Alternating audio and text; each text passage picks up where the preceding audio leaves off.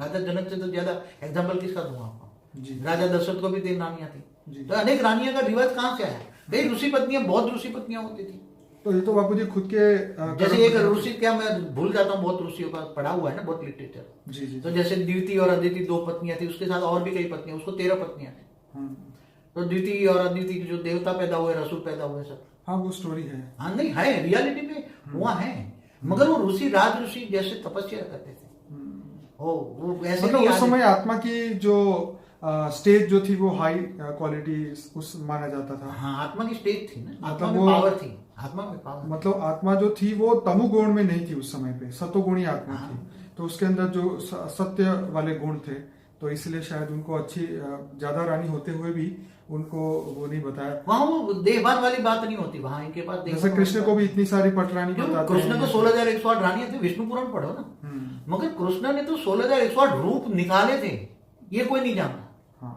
ये नारद ने एक बार, मैं पढ़ रहा था, क्योंकि कृष्ण मेरा बहुत अति प्रिय प्रसन्न का वो भगवान था, मैं कृष्ण को बहुत मानता था। कैरेक्टर बहुत ऊंचा था कृष्ण का। तो वो एक बार वो नारद चारों ओर सभी देखने लगे, सभी रानियों के महल में जाते थे, और वहां जहां जहां भी देखे, 1 सेकंड में इधर, 1 सेकंड में इधर सूक्ष्म रूप लेके वो तो धारण करते थे, देखते थे ना। तो हर पल जहां भी देखा तो हर जगह उसको कृष्ण दिखाई दिया। फिर उसने देखा तो कृष्ण ने 16,108 रूप धारण किए थे, और वो रूप धारण करके हर पत्नी के साथ 16,108 रूपों के साथ रूप थे, और उससे 10 लड़का और एक लड़की पैदा हुई। और कृष्ण ने 120 साल की उम्र में शरीर छोड़ा। और कृष्ण भी वो ऑलमाइटी अथॉरिटी का अवतार था, राम भी ऑलमाइटी अथॉरिटी के अवतार थे। और कृष्ण का प्रयोजन सृष्टि परिवर्तन का था, सोने की द्वारका बनाकर परिवर्तन करना था, मगर नहीं हो पाया, ये अनफॉर्चुनेट है। चलिए बाबूजी, ये क्वेश्चन तो यही खत्म करते हैं कि पति पत्नी का जो रिश्ता है वो पूर्व जन्मों का और कई मतलब।